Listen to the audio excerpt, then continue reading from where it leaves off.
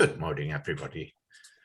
Today we have an interesting discussion by Jackie Barron, who has entitled the talk, Changing Attitudes Towards Violence Against Women. And apologize for her name there, where I say again, I get it right, Dr. Jackie Barron. Okay, Jackie, when you're ready. All right, thank you. Yes, it's a long time since I've done anything like this. I retired 9 years ago. I used to do quite a lot of speaking, and not on Zoom, in person, but and about domestic violence. But since I've retired, I haven't been doing any. So if I don't do it very well, please forgive me. Yeah, I worked doing research on domestic violence for a number of years, both at Bristol Poly and as now UE and Bristol University, and also for Women's Aid. Women's Aid National Office, which is a domestic violence organisation that's based in Bristol, and they commissioned various bits of research. So I've done research on domestic violence and health, domestic violence and law, domestic violence and older people, etc., etc. But as I say, that was quite a long time ago. And I did. Whoops. Sorry, hang on a moment.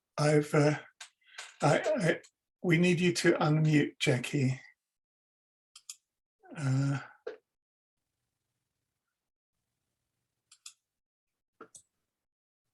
As far as I can see, she is unmuted. Okay, but we can't hear her. I'm seeing we're a bit mixed up here.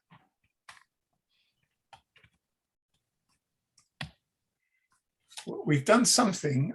Maybe I've done something, maybe Patsy did something, but we've lost Jackie or lost her face and voice. It looks like when Patsy was muted, the speaker was also muted. Maybe they're in the same room or sharing the same. Yeah. Thing. Patsy, Jackie, can you hear us? Can you unmute Jackie's? Well, Jackie, I'm not even seeing a microphone here anymore.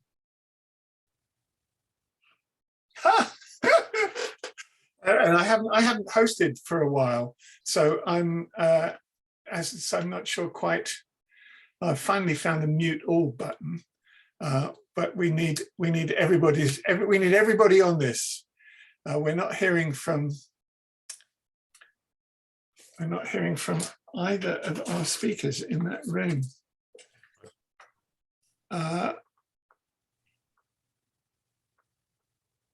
Oh, great. It's connecting to audio we're hearing. Ah, can you hear us? Yes, we can hear you. I don't know what happened. I've no idea. Neither do I. Sorry, okay. I would just to say that I don't know whether you got my sort of introduction of myself, but I've worked in research about. I'm just wondering if we should start again. Otherwise, the whole video is going to seem a bit strange. Yeah. Ray, do you want to give another introduction? I know this sounds a bit strange, but otherwise it's going to be very difficult to edit and get this half right. Right. Off we go again. Ready? Yeah. Okay. I'm sorry. Good morning, friends. And today we have a discussion by Jackie Barron and Dr. Jackie Barron, and her speech today is Changing Attitudes Towards Violence Against Women. And when you're ready, Jackie. Okay. Yeah. Yeah. I've been retired for 9 years, so I'm not as good at this sort of thing as I used to be, probably, because I used to do quite a lot of speaking. I did research into domestic violence and violence against women for a number of years, both at the University of Bristol and at UE, which was then Bristol Polytechnic, and directly for Women's Aid. Women's Aid Federation of England is based in Bristol, has been based in Bristol for quite a while, and they commissioned research. So that's my background, really. I did, for a very short time, work in a refuge, and I also, for a little bit longer, worked on the National Domestic Violence Helpline. But I'm probably more of a researcher than a practical supporter of women and children. So what I'm going to be talking about is violence against women, specifically by a male partner, i.e. domestic violence against women. And that includes physical, mental, emotional, and sexual violence, and all of them include coercion. That is how we understand it today. But looking at the sort of history of how this developed, the domestic violence and abuse movement grew out of feminism in the early 1970s.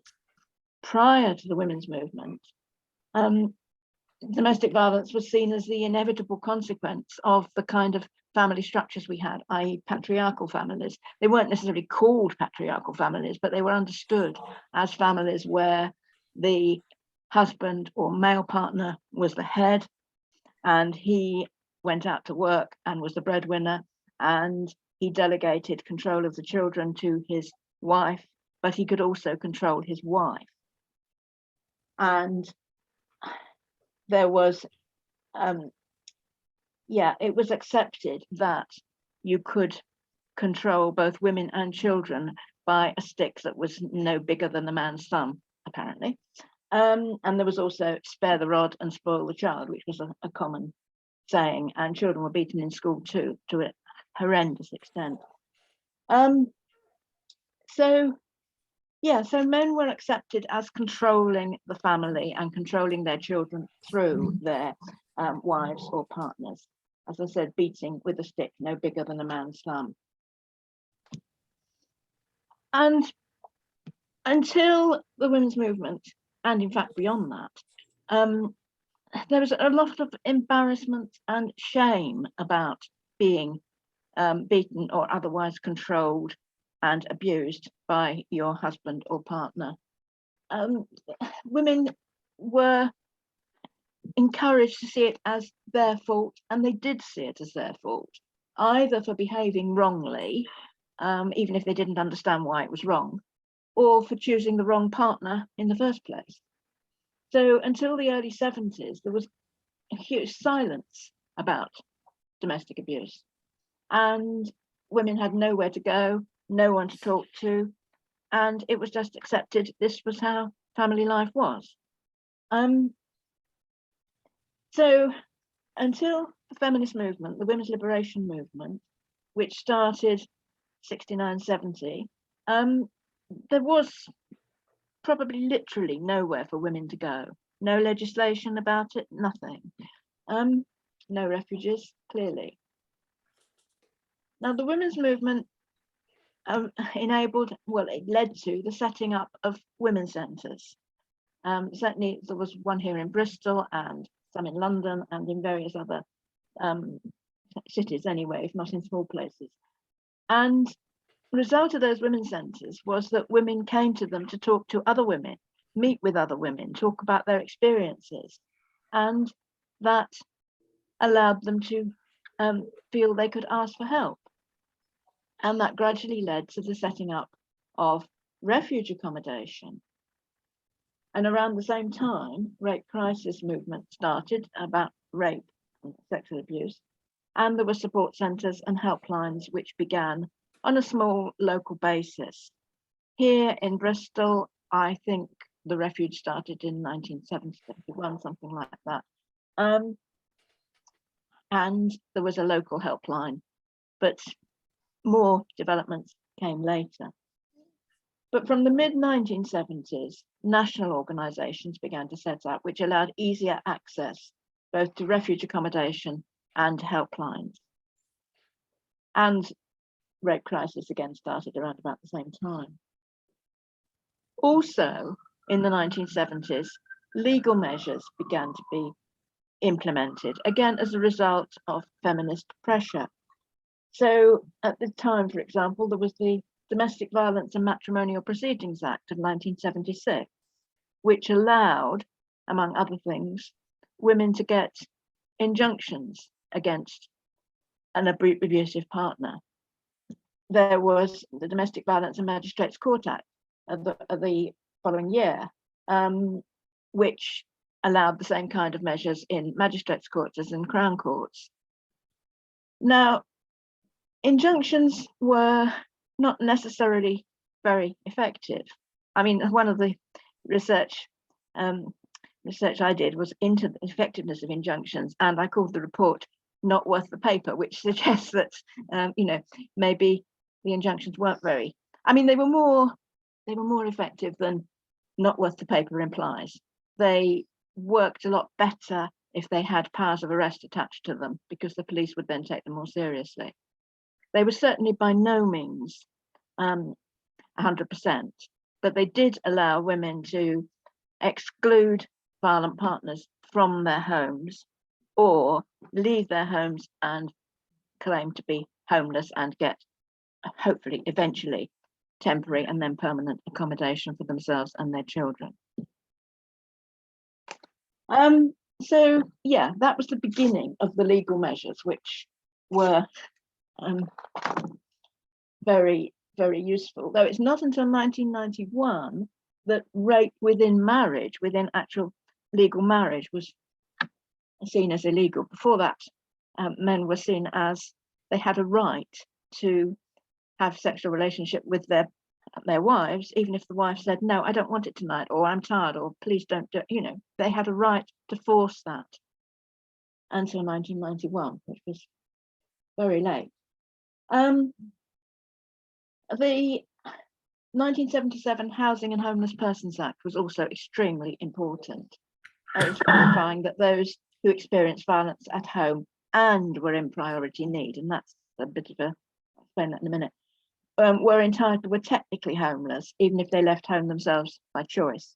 They were technically homeless if they left because of violence.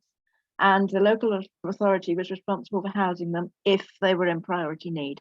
Now, priority need included having dependent children, being disabled, or being over pension age. So it didn't include single women without children who left, but they weren't, they were technically homeless, but the local authority didn't have any responsibility for housing them.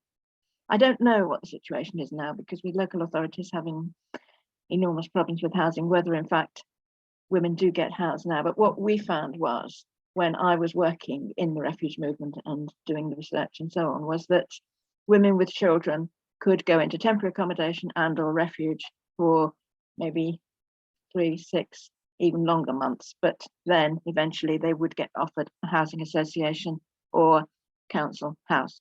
I'm sure that probably doesn't happen today because of all the pressures on social housing of that kind, but still, technically, they are not deliberately homeless, and therefore they do have certain rights. Yeah, so as I say, that legislation in the 1970s was extremely important. Now, domestic violence itself is predominantly characterized by control, whether it's physical, sexual, economic, or emotional abuse. The issue of control by the partner is the most important thing. So, in fact, emotional abuse is often the most traumatic, even though there are no bruises, no injuries to show.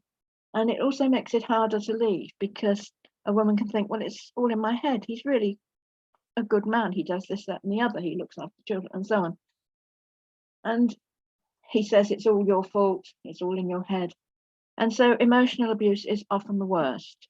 And I think I only discovered this today because I'm a bit out of touch, but the Domestic Abuse Act 2021, which isn't yet implemented, I don't think, but that will have a definition of domestic violence, which will include emotional abuse as well, and will also provide better support, hopefully. Yeah, so as well as offering women-only refuge space, women's aid groups, refuges offered emotional and practical support and help with the children, and advice on rehousing and on health support after they move on.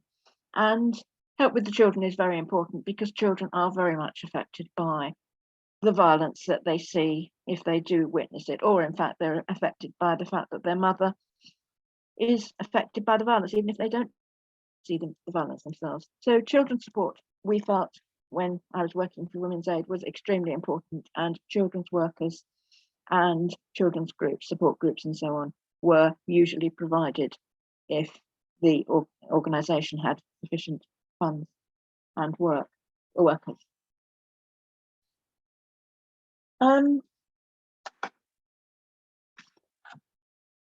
Yeah, so now, although domestic violence and abuse is much more recognised, and as I say, there is going to be a new Domestic Abuse Act coming into force quite shortly, it is much more recognised these days than it was when I was growing up, when in fact it was just seen as something that happened. Nonetheless, practical support may be harder to come by than it was in, say 20 years ago, because rehousing, as I've mentioned, is probably much harder for women to come by. Achieving payments of universal credit can take a very long time, whereas when I was working in the sector, supplementary benefit payments were actually quite quick for someone in this situation. I think now for universal credit, you might have to wait several months. And for a woman who has no money of her own, that is very difficult, because sometimes, as I said, even nowadays, the abuse might involve the abusive partner saying, no, you can't go out to work. No, you can't have access to money of your own, completely refusing to let her have any funds whatsoever. So it certainly, emergency money is extremely important. Legal aid may be harder to get these days than it was, in order to get a protective injunction, or if any other kind of support she might need. For example, making sure that the children can live with her and that kind of thing. So although recognition of domestic violence and abuse is much wider and is widely deplored, and no one would say these days, at least I hope they won't, that a man has a right to beat his wife with a stick no bigger than a man's thumb. They don't accept that these days like they used to, but nonetheless, the practical arrangements may be harder to get because of the economic situation. And services for disabled women are often inadequate or not available at all. Funding cuts to services in 2019 have meant that 60% of refuge referrals were turned down in 2019, so I understand, which is a huge number. Now, in extreme, domestic violence can lead to death, i.e. murder. And there's someone called Karen Ngala Smith, who has been doing a femicide census for a number of years. She worked within Women's Aid at one point. And on average, 2 women a week are killed by their partners or ex-partners. And that figure has remained the same for a number of years. In fact, since the figures have been collected, I think, despite some improvement in services and legislation. And there's an understanding that a number might have increased over the last year or so due to lockdown. So it's, if you're locked down at home with your abusive partner, it's probably harder to get away and much more likely that you are at extreme risk. Yes, I think that's about all I want to say at this point. I'm happy to answer questions and or discussion about these issues. I can give you a number of the National Domestic Violence and Abuse Helpline, and also I'd like to say that a lot of the information I got from this, I got from a book, which I now can't find, but a book by Gill HAGUE, which came out quite recently, which gives the whole history of the domestic violence movement. And I can give these details to Patsy and she can send them to those who might be interested. Thank you. Thank you, Jackie. Yeah, I will make sure that they're on the bottom. Well, I will send them to David so that they end up securely on the I've gone the word for it now. Because all these talks has now gone to YouTube, and so people who access the talk will be able to get those details. We're up for questioning now. Okay. Angela. Thank you. That's a really interesting talk. If I could just put the context, I was an infant and nursery teacher in the ILEA, and we were trained to, when the children had PE and were undressing, we were trained to look for marks.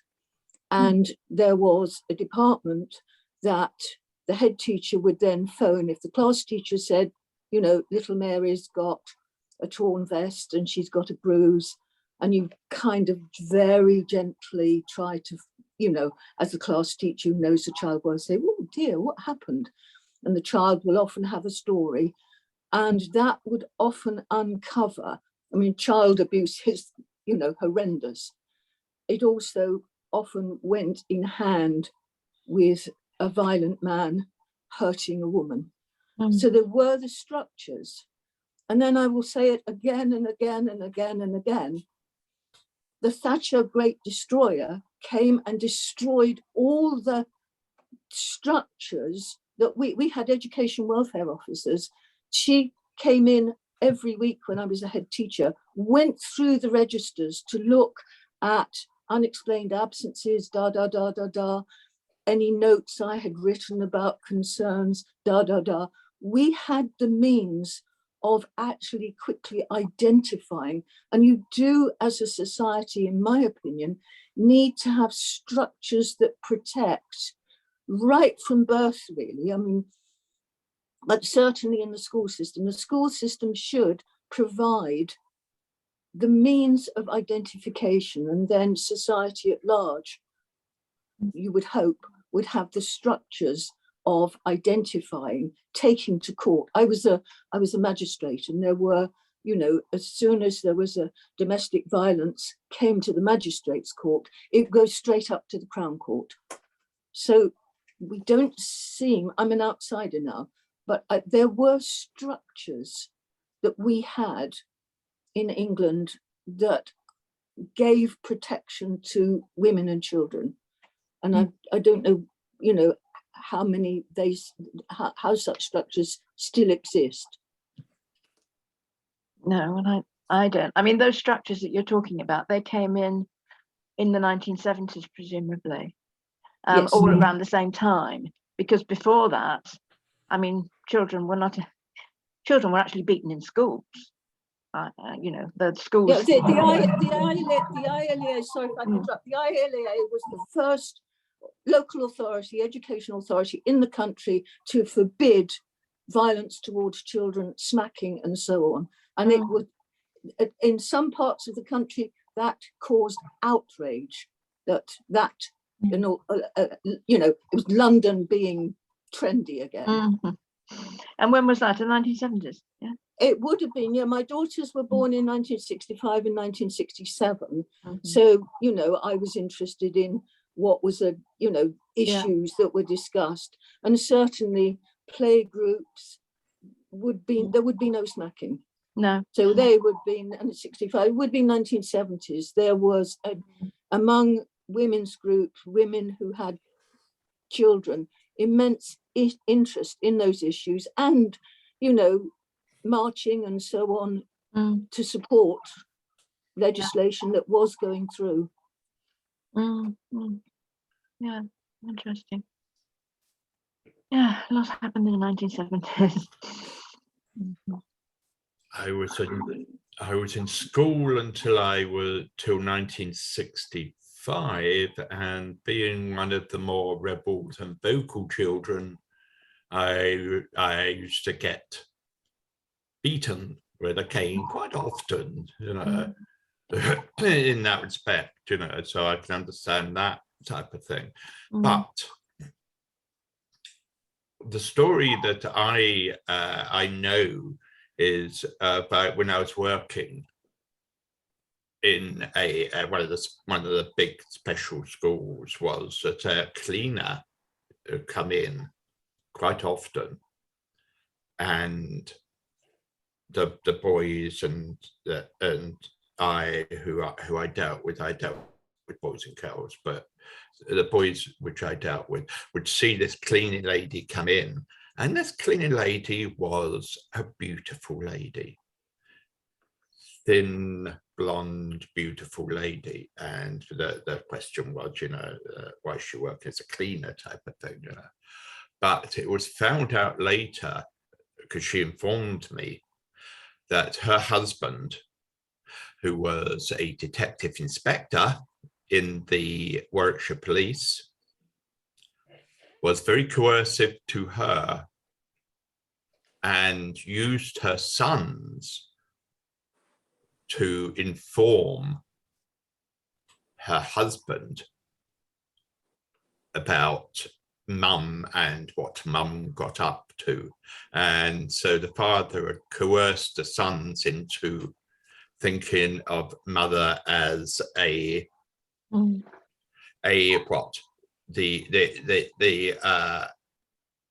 person who was doing who was causing all the bother. And of course, dad wouldn't do those types of things, and that was kind of something which I come across, which struck me as strange for a while, but until I was kind of discussed it with my sisters. I had three sisters, and they said, well, that's it because that and that. And I said at first, are you sure? And they said, well, yes, look at this, look at that, read this, read that, and it was an education for myself, who was brought up in the kind of the masculine society of 1960 onwards until I went out to work type of thing, and that is the attitude of a lot of my friends at the time, was that men don't do real men don't do those type of things. Bloody, it was that type of attitude.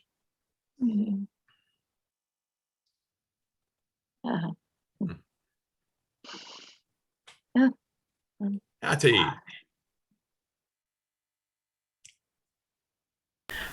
I've got a few things to say.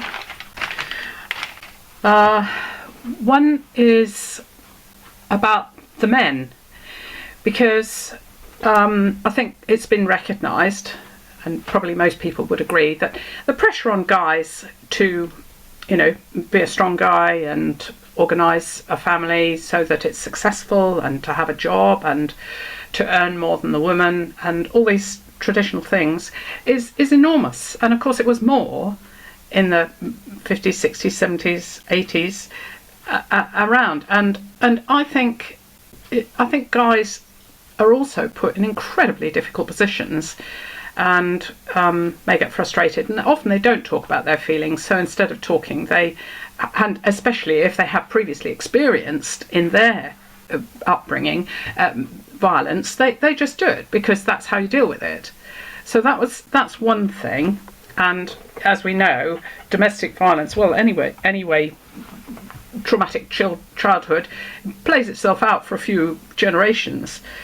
Secondly, the Freedom Programme has been developed, and I heard of that when I was a GP, and I retired 10 years ago.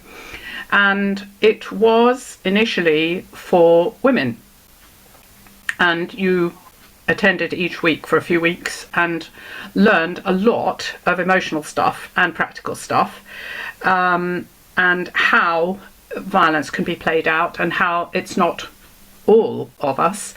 Just because somebody is violent in certain circumstances, it's not the whole person, and that helps you to distinguish the reasons and kind of forgive yourself for loving that person. It's the violence that you don't love.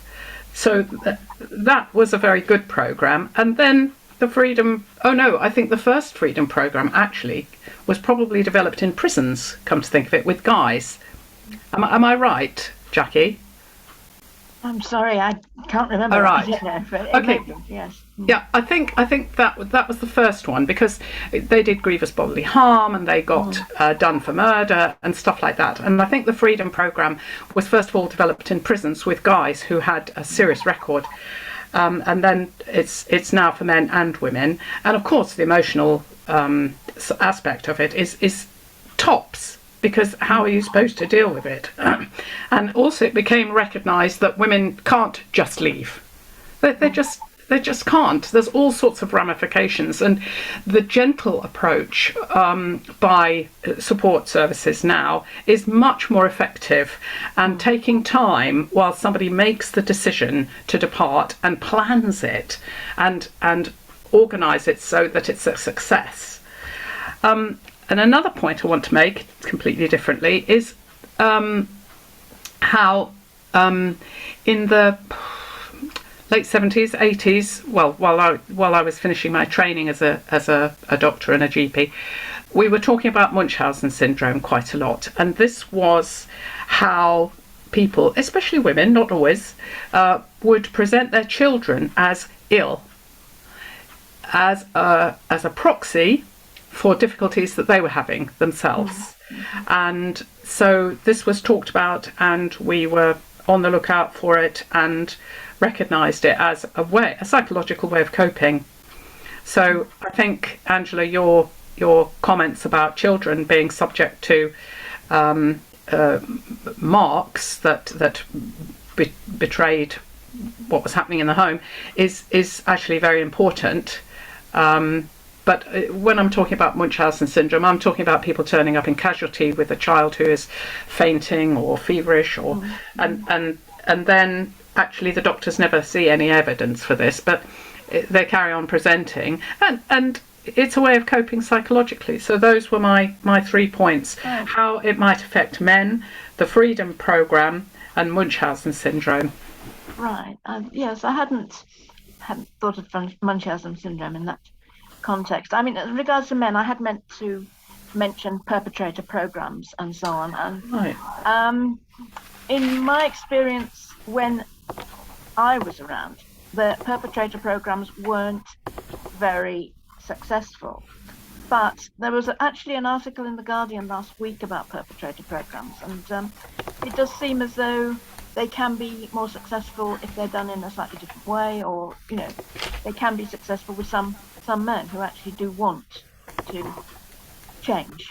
And yeah, so I mean, I think it's important that they are provided, yes, and they're available, and that no one is forced to go on them, because you can't change if you don't want to change. And what you were saying about needing time to leave the relationship, that is absolutely true. But sometimes women have to seize the opportunity when they can. At least in the experience that I had at that time, you know, there were some women who wanted to leave, knew they wanted to leave, knew that was the only way that it would ever stop. But they were allowed so little freedom and so little money, or no money, that it's very difficult to leave home with your children without any freedom, any money, whatever, you know, particularly if you've got a partner who's controlling. Where are you going now? I'm just going to pick up so-and-so from school, or I've got to go and get some shopping. What do you need? You know, whatever. There were men, in my experience, who were like that, who controlled absolutely every movement. You know, we don't need any more bread, we've got enough. No, you don't need to go out now. No, why don't you get her to come home by herself? She's old enough now, that kind of thing. And that was actually very difficult in those circumstances. You have to grab the opportunity and go. Maybe sometimes, I mean, women would turn up without any belongings at all, any money, you know, it was just the only opportunity they had to leave. And of course they would go back, because, Yeah. you know, you can love someone who's violent to you. You love, as you said, the person behind the violence, or it may be the only person you've ever known who's, you know, and women do go back. And then, of course, it might be harder to leave the second time, because they know they've gone back, and also because he's more wary, because they've done it before. friend of mine was abroad and met up and stayed with somebody for quite a few months, really, and they even moved towns, and she realised that she was being controlled, and in the end her way out, she was always keeping some money in a separate account somewhere, but her way out was to make sure that one morning he kicked her out of bed, and she disappeared. Right. She's okay now. She is. Yes. But I know several people who have subject, and I myself was with somebody who I realised was incredibly controlling. It was quite attractive at first that he seemed to know all the answers. Oh, life's problems, you know, he got the philosophy, but gradually being undermined. Oh, you're not wearing ethnic stuff again, are you? And on it went, and no, we have Sunday lunch. You've got to, you don't do roast, you don't know about it. Oh, God. And stuff like that. But yeah, and I think if we look at it, we've nearly always been, all of us, I mean, have been subject to some kinds of ridicule or limitation, just on the grounds of who we are. And returning to partners, I mean, this is a strong feature about people who've been trafficked, and the charity Unseen has been able to reverse the figures by understanding the basis of it.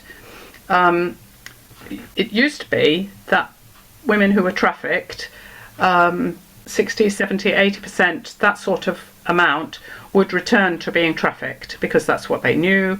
They may have had some money and had some rewards, like torture, really, that you're given some rewards and then you're punished. So they might be given some special perfume or some special clothes. But Unseen, the charity for slavery, has been able to reverse that. So now it's 60, 70% who actually remain out of slavery after they've had support and input from Unseen. That's good.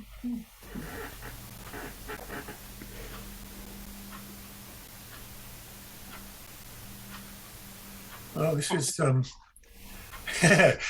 well, on the one hand, thank you, Jackie. On the other hand, it's quite distressing to hear how close, you know, that I was growing up as we were emerging from barbarism, and that we're still not out of it. That we're in an age where insane things happen. You know, a few weeks ago I would have said, you know, I grew up just after a world war, and thank God that doesn't happen again. And now we're looking at it happening again, and you think, gosh. So how do you feel about the mankind's progression from when you started being involved in seeing violence between people and the learnings that we have made? Well, I think it's good, you know. Obviously there's been that progression, and I think there's also, as Hattie was saying, you know, more understanding about violence. I think it's Hattie, violence against children, and one should not have violence against children, because certainly it was quite normal in my childhood that children were beaten at school and so on. So I think things have got better, definitely, and I'm very glad that we have these legal advances and so on.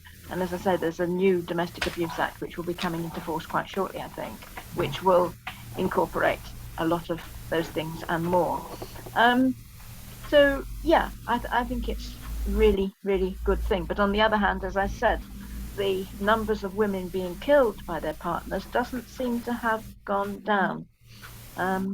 And obviously that's the worst possible thing. I mean, I did say that emotional abuse can be worse than physical abuse, and it can be felt worse. But obviously if the physical abuse or other kinds of abuse leads to one losing one's life, that must be the worst thing of all, because you've got no hope of making it better.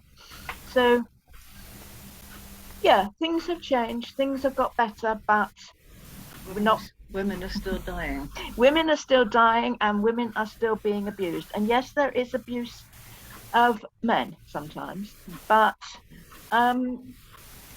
not nearly as much. And men are abused by male partners and women are abused by women partners. Yes, all that happens. But the predominant form of abuse, I think, continues to be male partners and ex-partners abusing women. And maybe, we just have to challenge this patriarchal structure and male control and carry on saying this is unacceptable. But I don't know if we can get any further than this, because all societies that we know have had male abuse of female partners, as well as other kinds of abuse. But it does seem to be the case, actually, when women kill men, it's usually there's been abuse in the background and they've been abused. Whereas when men kill women, if it's not a stranger, they are the abuser. So. You have an area which now is starting to be investigated more, is religion. There's a lot of abuse within especially with it, which is noted more within the Muslim area, where the man uses the religion as an excuse to control the woman in that sense, and then says not that he is an abusive partner, that he was only carrying out his religious observance.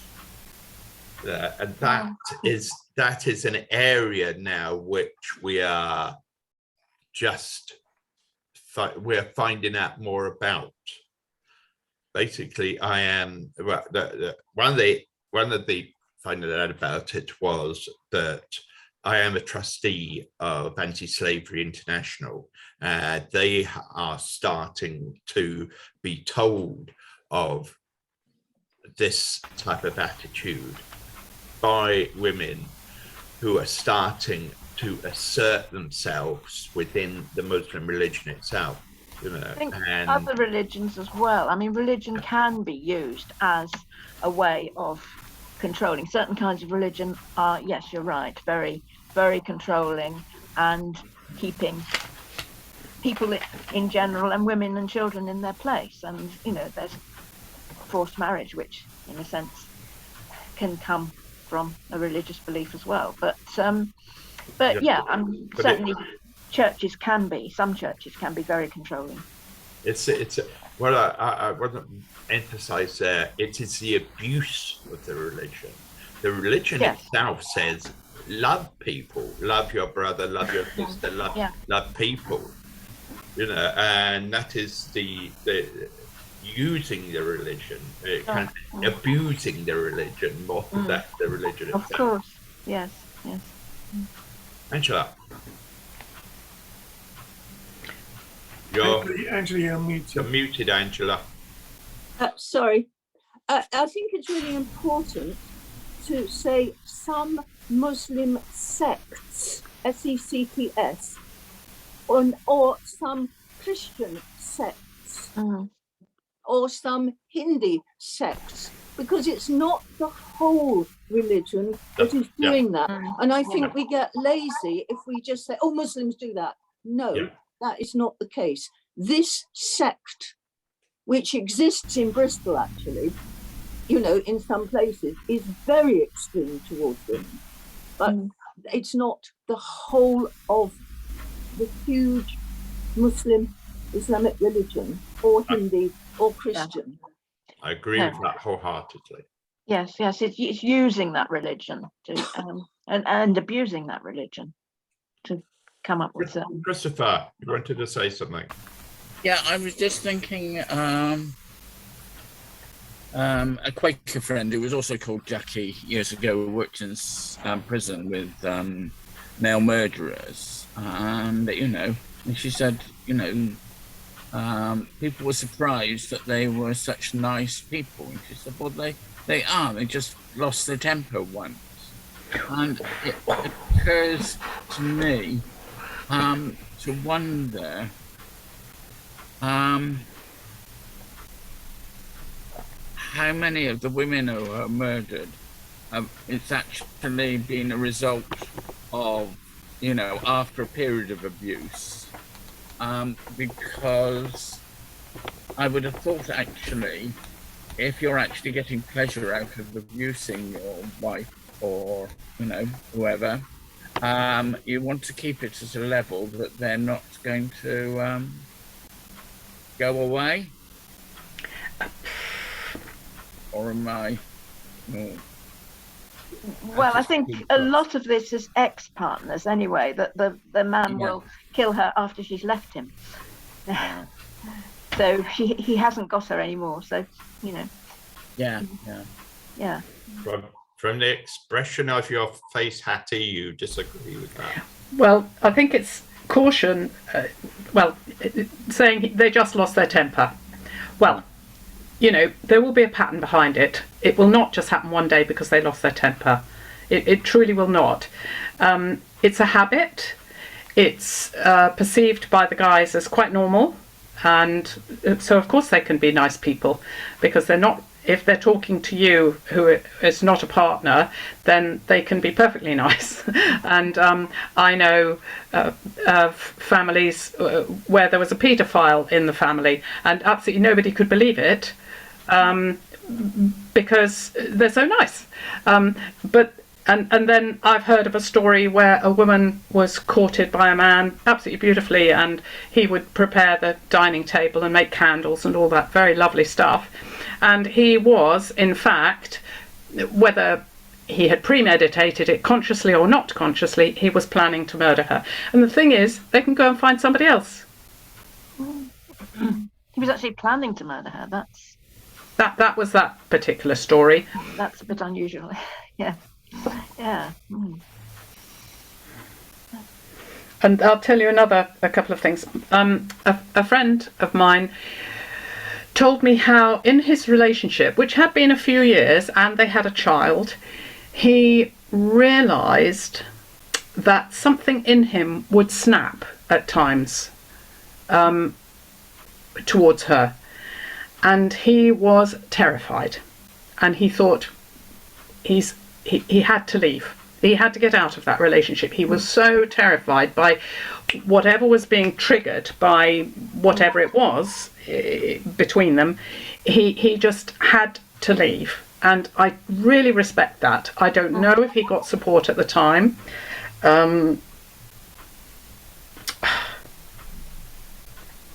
So that.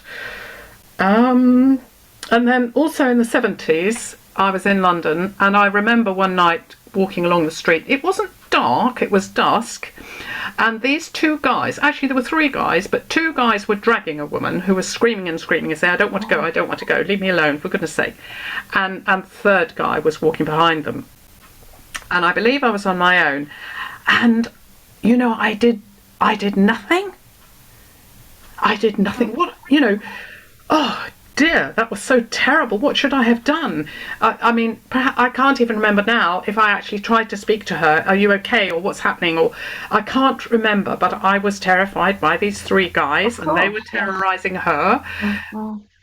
And you know, what we didn't have mobile phones to take photographs or anything, and it just left one feeling horrible. Yes, I mean, I can see you wouldn't want to intervene in that kind of situation. But yeah, I mean, I think the answer is get as far away as possible and then phone the police. But whether that would do any good.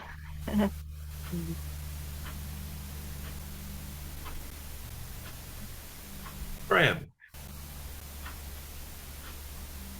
One Perpetrator program which has had some effect, I believe, is the Alternatives to Violence project, which started in Canada in prisons and continues in this country to try to help men understand where their anger or their loss of control comes from.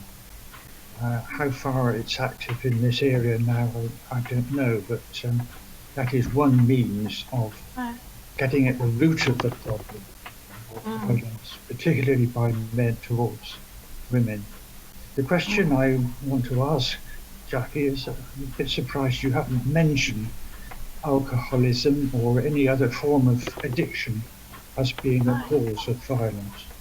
I don't think you can say that addiction is the cause of violence. It might lead to loss of inhibition or growing rage or whatever, but it's never the cause. It's an incidental thing that goes along with it. And of course, many of the victims take to alcohol or drugs as a way of coping with the violence that they're experiencing. And then, then that can be an ongoing problem for them if and when they get out of that relationship. I mean, as I say, it can be associated with it, but I don't think it is ever the cause. Sorry, is that not your experience?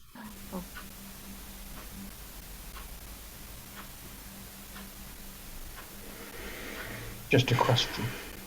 Sorry, just a question. It's just a question. Yeah, sure. Thank you for your answer. Yes. I've also come across at least a few women who have the attitude, and they've been very strong in expressing the attitude to me, is that all men are rapists, therefore all men are guilty. Kind of, hang on a minute, there is huge amounts of us who are decent people and wouldn't think of doing such a thing. We have to have an understanding that some of us out there are doing okay. I'm sure that's the case. I mean, that's saying all men are rapists. I remember that from way back in the women's movement days. But I suppose it's justifiable saying that at the time when rape in marriage was not a crime. And so therefore men did take for granted the fact he got a wife. Well, of course, I want sex. If she doesn't want it, doesn't matter, I want what I want. It's my right. And there may be some men around who still think that. I don't know. Well, I'm sure there are. David, you're going to say something, I think. Yeah, I have a few things that are bobbing across my brain, that we are seeing all kinds of counselling and therapeutic approaches and ways of people learning. You were hinting at restorative justice approaches working better than punishment. And I'm thinking of people, there's a lot of emerging work in the area of dealing with trauma, because a lot of people who are abusers have been traumatized, and a lot of victims have been traumatized, and actually understanding how we are in relationships and learning what we're talking about is when things go wrong. There's a whole school, a whole field of how do we live lives that are fulfilling, where we achieve a life's purpose, where we get to evolve, and it's just good to think about that. But just to drop in that I lived in America for some years, and I formed the opinion that I needed to get back to England, because what I saw in the social circles that I was involved in, you had macho men, but you had manipulative women just as much. And you could listen to a group of, you could be in a cafe and listen to a group of women talking about what they are going to get their man to do and how I'm going to get him to do it. And I recoiled from that kind of thinking. So, there's there's boots on all feet that are abused, and boots should be used for walking and not kicking. And we should learn to be effective and spiritual in our relationships, and to help people achieve their life goals. Yeah. Go on then, Hattie. Well, another story. I was engaged to my husband, and it was nice news, and it was shared with my dad's friends, and one particular woman who I was staying in her and her husband's house and helping out in the general practice, and she took me into the pantry, and she advised me to learn how to persuade my husband to do things, and to turn on the tears. And this was the advice that I received in the pantry in private. Well, I think that certainly back in the day when women had fewer rights maybe than they have now, manipulation was one way of getting things done, I suppose. That I was brought up by parents who didn't think that women should work after they got married, didn't think women should go to higher education because then they got divorced. And both myself and my sister got PhDs, and we both got, well, she died, I got divorced, and my mother actually said when my sister got her PhD, "I'm glad your father isn't around to see this," that she and I had got PhDs. So, I come from that kind of background, and I left school at 16 and I got educated later. It wasn't that they objected to education as such. They were happy for me to be educated well to 16 or maybe 18, but not higher education. So in that kind of circumstance where women didn't get the education or the training, weren't expected to work after they got married, or certainly not after they had children, sometimes didn't have access to any money at all. They were given their housekeeping, which had to be accounted for. The housekeeping was to buy things they needed to.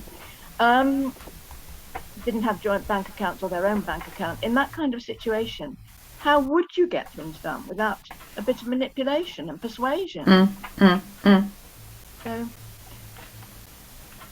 which is bad, but it's the way to go, I guess, unless you had a really nice husband. I can't remember my mother being terribly manipulative, but she didn't have access to money except housekeeping,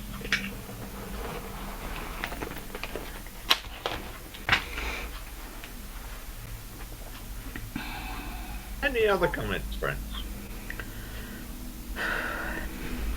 Rosalind. Hello, Jackie. Thank Hello. you for your talk. I'd written down, you said 60% of refuge referrals were turned down.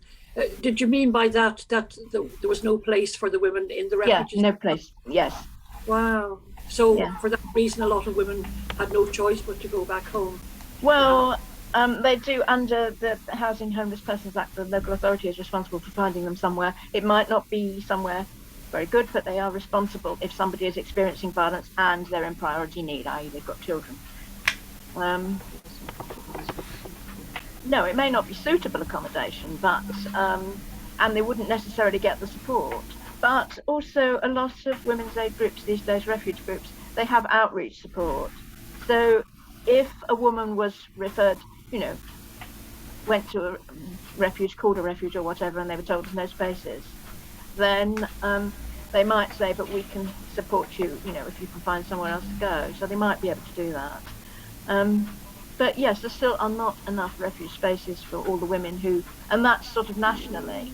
It may well be that a woman said, well, I don't want to leave Bristol or Manchester or whatever because my children are in school here, but if they're prepared to, and a lot of women, of course, want to get way out of reach of their abusive partner, so we can't find them, so.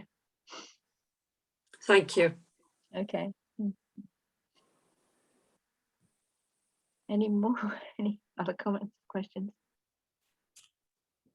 Any more comments, friends? Then I think we have come to the end of this discussion, and I thank Jackie for a interesting and stimulating discussion. And so very, very, thank you very much. Thank you. Thank you. Thank you. No, thanks. Next week, friends, we have another industry discussion, this time by a friend, a Quaker friend, which I think if we don't know her, we will know her name. And that is Judy Brill. And her talk is entitled A Special Friendship, The Remarkable Story of Bishopston Trading Company. Something very different from today, I think you'd agree. That should be really interesting. I remember when they had that shop on the Gloucester Road, they had such beautiful fabric there. And clothes. Yes. Find out more. Very good. Okay. All right. Thank you. Bye everyone. Bye bye. Thank you. Bye bye. Christopher and I was saying